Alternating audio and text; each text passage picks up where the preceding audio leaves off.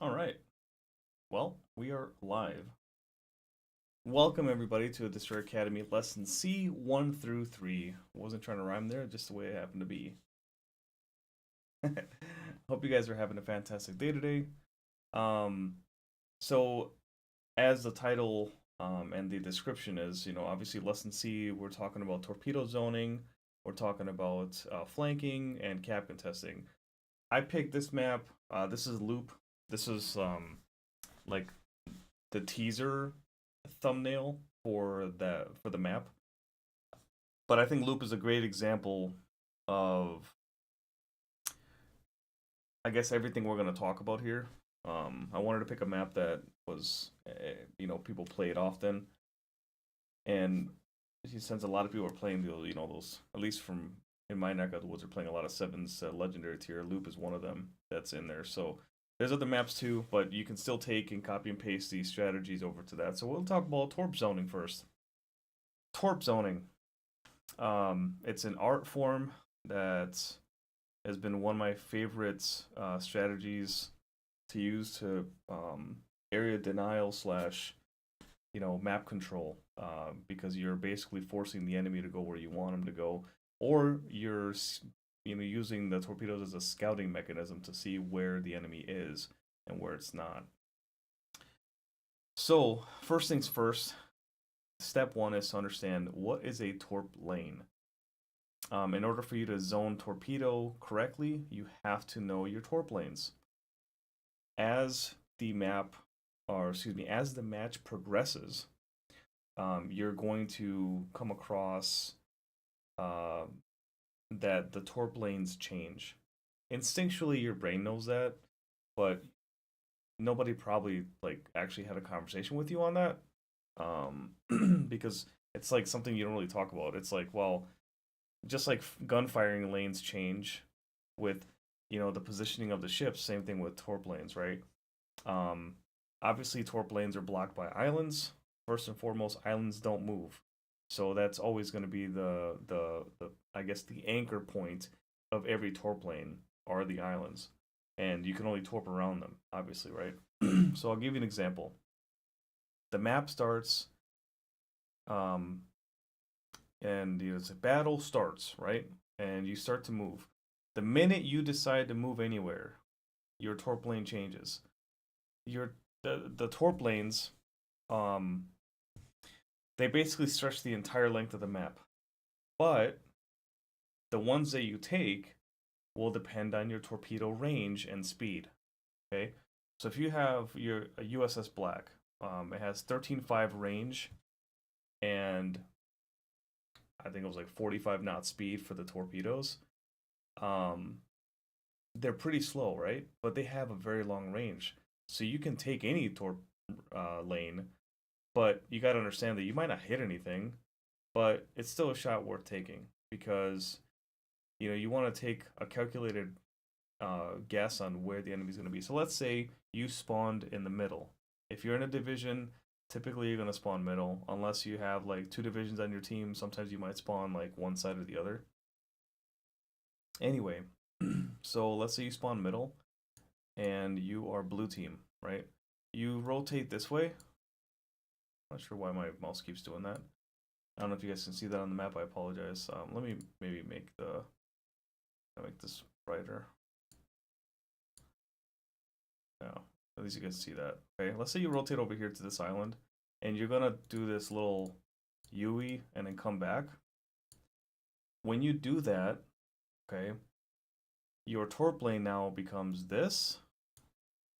Okay, this way, or like farther out. But you have to time it right. That way you don't hit an island with any one of your torpedoes. The nice thing is that the when you do narrow spread, you increase your chances of all your torpedoes going through the lane without hitting anything. You do widespread, obviously that's more for open water. I don't ever see a whole lot of widespread torps on here unless you're like in this little basin here, but typically that is what the torp lane looks like in the beginning of the match. But let's say that you decide not to launch your torpedoes. Okay, you back into the cap as such, and now you're in this little spot right here. So now you're backed in, you have half your ship in the cap, half your ship pointed out, and you notice that the twisting track shows an enemy that's going this way. Okay, so now you kind of wish that you were a little bit more towards the middle, because if an enemy is right there, you can't really engage it. However, if you have a cruiser in this previous area, that's kind of where the cruisers go on this map. That can help you with contesting against that destroyer. But that destroyer is going to try to, use that island as cover. Your cruiser's supposed to get him out of there. It's not your job at that point. You can't do anything. All you can do is cap contest, right? Until you find a weakness in their armor. Because right now they're just playing on the defensive if they're cap contesting here. Okay.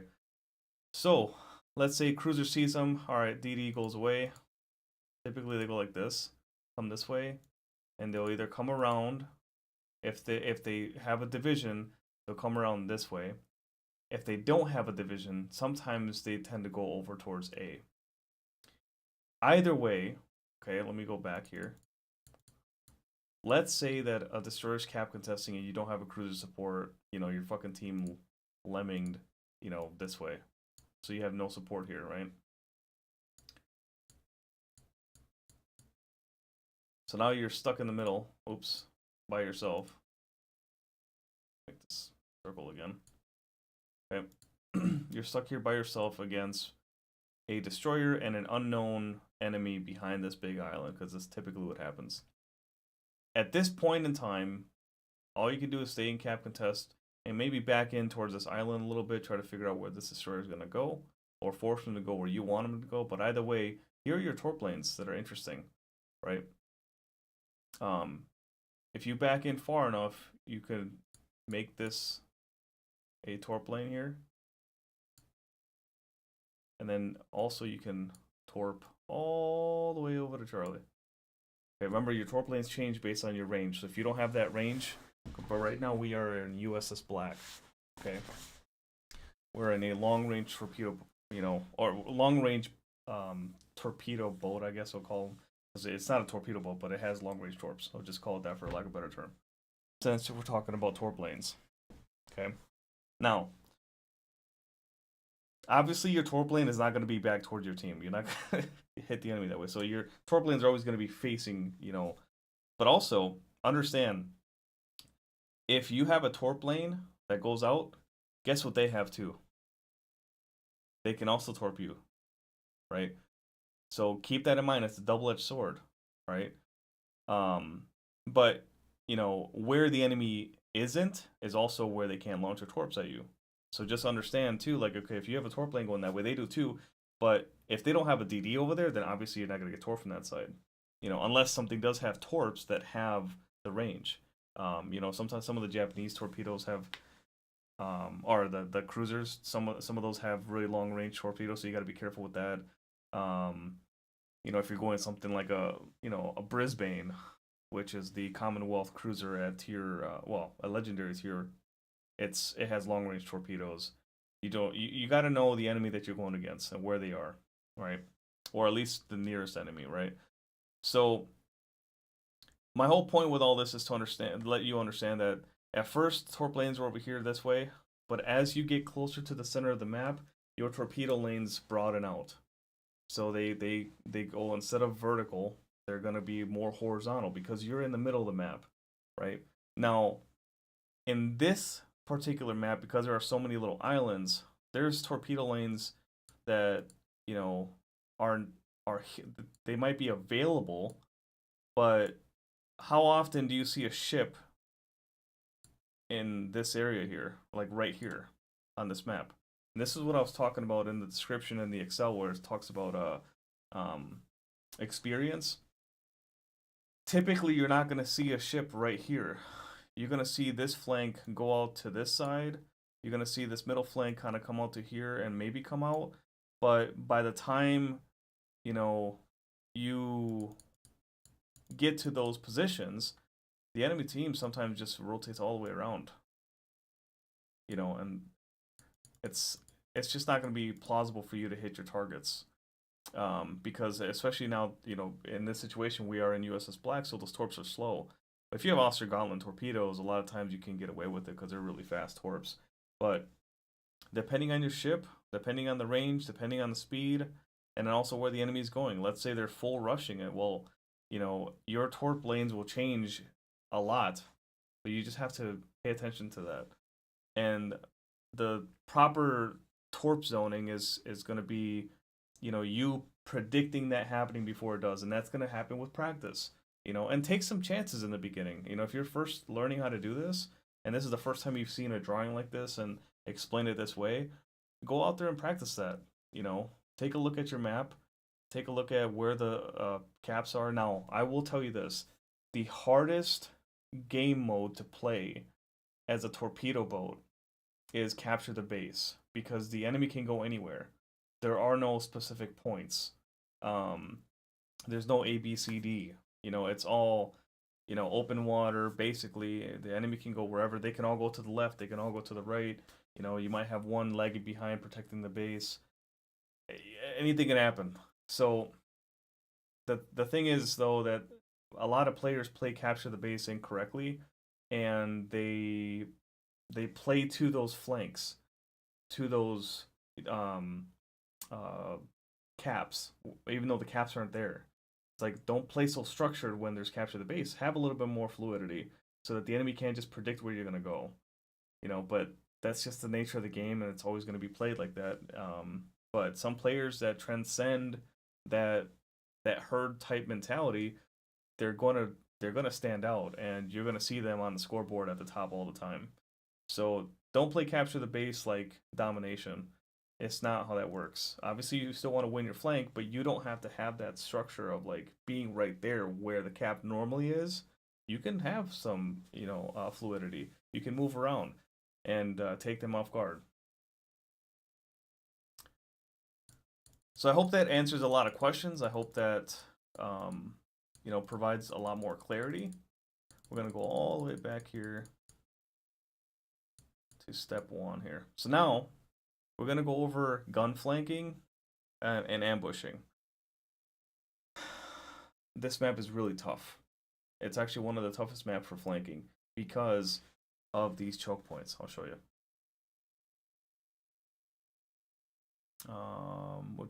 We'll go with purple. It's a different color. These are the choke points here. You see how narrow these are? Like, you're stuck between that border, and it's actually a lot closer than this. I know this is kind of like to scale in a way, but these islands, they're a lot closer to that border than it feels like. So you got to be really careful. Now, they are still very viable flanking positions. However, the most viable one is this one here that I'll put the arrowhead on. Why do I say that? Because if you play this map enough, like I do, you will know that this guy right here is the make it or break it for A. Okay, whoever wins this here wins this cap every time, and it's always a bloodbath right there because people don't really know how to play that area. But sometimes you might get lucky that red team over here doesn't go into this area, which they should every time. They should always area denial this area here because you don't want anybody getting behind you. Because if they get behind you, look at all this open water up here. You'd be screwed if you get let a destroyer back there. So typically you're going to see red team, if they are spawning north, that they're going to get up in here. Now, here's the problem. It's kind of hit or miss. Here's the problem with a team going out to here. Okay, if a team goes out to here, depending on how many ships, because sometimes it's 2 ships going out to here with a DD right here. The problem with that is, guess what's wide open? Right? You guessed it. So you have a very weasel little flank right in the middle here. Okay, so you can get right up in there, and now you have the flank here to spot, or you can double up. Remember, you have a USS Black here contesting. You can double up. Nobody's helping them on this side. Everyone went to that far side, right? So now you have a 2v1 here in the middle. And then with red team, if they decided to go over here on this island, they're not going to be able to help this guy. So now it's a 2v1. The sooner you recognize those mistakes from the enemy team, the better, okay? I feel like that South Park teacher. Okay. So let's say that red team is dumb and they did not play this side. They played a little too loose. No diddy. And they came out to here instead. You still got to be careful with how you flank. Okay? What I suggest is if you get to this spot, right, and you kind of get over here and then you look this way and there's nothing here, just stop right here for now. Looks like a... Let me not do that. That looks weird. I would just stop right there. Okay. Wait to see where this team goes. Because I can't tell you how many times I'd be like, okay, I think it's safe to come up to here. And then you get trapped up here in this box. But then you have no support because they didn't push with you. Especially when you're playing solo, that's like the most frustrating. Then the good and bad thing about being stuck up here. The good thing is that means that C is completely like your team's now. Bad thing is that obviously you might die because you're by yourself. But if your team pushes with you at the right time, you're going to be in a good spot. That's why I tell you that flanking, and the ambushing your enemy is like the timing is so important. I personally speaking, in terms of ambushing, the only the most effective form of ambushing is when you can use your loadout to trap an enemy in a circle. So like a destroyer, for example, you have him in sonar, now he leaves, and all of a sudden he gets radar, so everyone's still shooting at him. When you can keep him in that spotted range, and everybody has that effective fire in that destroyer, he's trapped, and that's over with. But when it comes to like ambushing around a corner, it's almost always a risk unless your team has them spotted. A lot of times that's not the case. You're a destroyer, so you're the one spotting, right? So let me back up all the way and I'll give you a scenario.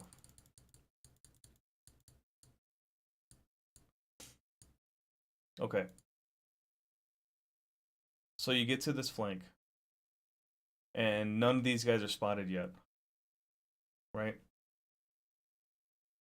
Normally as a destroyer you're going to be here, right? But because you're a flanking DD, you're probably going to be out to the sides. Okay?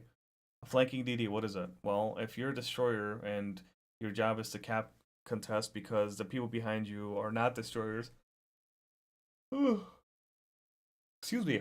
Yeah, the people that behind you are not destroyers. They're like typically a cruiser or battleship, right? So you're going to be cap contesting when you're not really supposed to be doing that. Stay out to the sides. Don't go into the middle of the cap this way. That's not your job. Your job is to be at the flanks of that cap.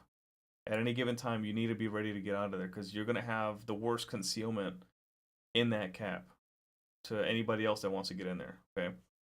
So hopefully to God, there's not another destroyer on the other side. If there is, obviously you can outgun it, but you can't outspot it.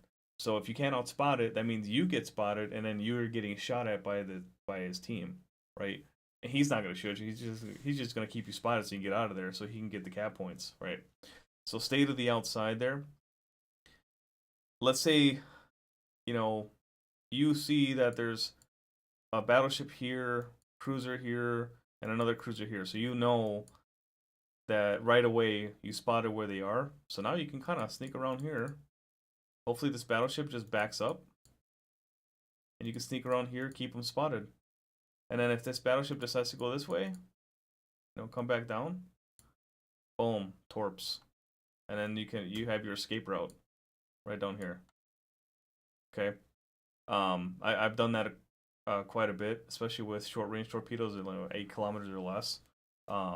So it's just a good idea to not overextend. That is your biggest weakness as an ambusher flanker, is overextending. And sometimes, the game calls for you to have to overextend if you're down on points and you gotta get a kill or you gotta get a cap or whatever. Like, then you gotta move, right? But hopefully you don't get to that, to that stage in the match. But it's just gonna happen because you're not always gonna have that all-star team on your back, So, or having your back, excuse me. So you're gonna have to like make the right decisions on your own, in that regard. So flanking, ambushing, two things. Speed and surprise are your two biggest weapons. The Italians and the French have the best speed. Obviously, the Russians too, but I consider Russians, and the Germans, that line, the range gunboats, because they're good spammers, but they're not the best because they just don't like the Russians just don't have the best maneuverability. They have a great straight line mainline speed, but they can't really dodge that great, and they can't tank that good unless you're in a Khabarovsk. Delny is kind of tanky too, but those are open water gunboats that at range, meant for spamming, meant for attracting damage. But they're, like I said, they're not the best flankers. The Italians and the French do. The French have that go all out perk, and that can get them in and out of bad situations. And the Italians have their exhaust smoke, so they have escape options, whereas the Germans and the Russians don't. So, with that said, I kind of talked about cap contesting a little bit, and I kind of mixed that in with the torpedo zoning, because it does go hand in hand. You have to know where the torpedoes may be coming from if you're a cap contester, because you're going to get torped. You're gonna hit a torp. I've done it plenty of times on stream. You guys have seen it. I also hit a lot of destroyers with torps. I've hit more torpedoes on destroyers than I've hit on myself, or people have hit on me, because I've been able to like just have that sixth sense of like, I feel like there might be a torp coming this way or whatever, and it just comes with the feel for the game. So when you're cap contesting, back up into the cap. Only half your ship needs to be in the cap. You don't have to go all the way. However, maybe put a little bit more of your ship in there, because sometimes your ship kind of like floats off. It like moves out of the cap even though you're not moving. It's happened to me a few times where I'll be at like 1, and then right before it goes to 0, my ship gets out of the cap, even though I'm not moving, because your ship kind of like moves on its own a little bit with the water. So in this situation here, I know I have it in the Excel that there are some maps where you could just go straight in without backing in. Some of the has to do with this. Like, this is a prime example of it. Like the islands here, they're very, very tall islands, except for Bravo. Bravo has a runway, so half of it's like low and then the other half's high. But the other islands are like mountains, like plateaus. So you can go straight in and use them as cover if you want. Especially if you have sonar, you can use that as area denial. So if another destroyer comes in and doesn't have sonar and you sonar them, if the cap is contested, you can get them out of there. It's great. It's great for that. But if you don't have sonar, this map ain't for you. If you don't have sonar, you better pray to God that you're on the edge of the flag. So if you don't have sonar, what I always suggest is play on the ears of the caps instead of like right in the middle. Because if you're in the middle of the cap, you can get right here and then you can sonar everything else. But if you don't have sonar, just get on the edge of the cap, just like flankers. If you're not a cap contester, or a better cap contester than they got on their side, if they got a Loyang, a Z-23, Friesland, and you got a Kagero, an Ostergotland, and a Sommers, well, you got all torp boats and they got all cap contesting boats. Well, you better be on the edge. You better be on those corners and pray to God that your teammates are with you, because you're not going to be able to compete against them unless you hit them with a torp, which is what I was talking about. Those torp lanes are really important. So it's like rock, paper, scissors, you got the torpedo, the cap contesters can beat the torpedo boats. The torpedo boats can beat the flankers, and the flankers can beat the cap contesters. you know, in a lot of 1v1 scenarios. Obviously, each one of them has to have in um, their own advantages, right? But it's just kind of cool to see how each one of them work, you know. And obviously, the ranged gunboats are there to annoy everybody else. Because sometimes the ranged gunboats are really only good at attacking those bigger ships and farming them and attracting damage, while the other ships can then help the destroyers out, you know, with the caps. Because a lot of times as a ranged gunboat, you're going to be attracting that damage because everyone's going to be looking at you, oh, the destroyer, I got to kill it. But it's like, it's really not a destroyer at that point. It's just a mini cruiser. So it's like, you got to shoot at it because he's going to farm you, but also, you know, your he could be distracting you from something that could be, you know, brewing, you know, at your flanks and you don't even know it yet. So it's a beautiful harmony between all four of these subclasses. And if you master all four of them, man, you can be pretty dangerous. I just think the ranged gunboats is an acquired taste because it's not like traditional destroyer play. Traditional destroyer play has those three: the flankers, the torps, and the cap contesting. You know, the ranged gunboats is like a bonus, but they still have their place in the destroyer world.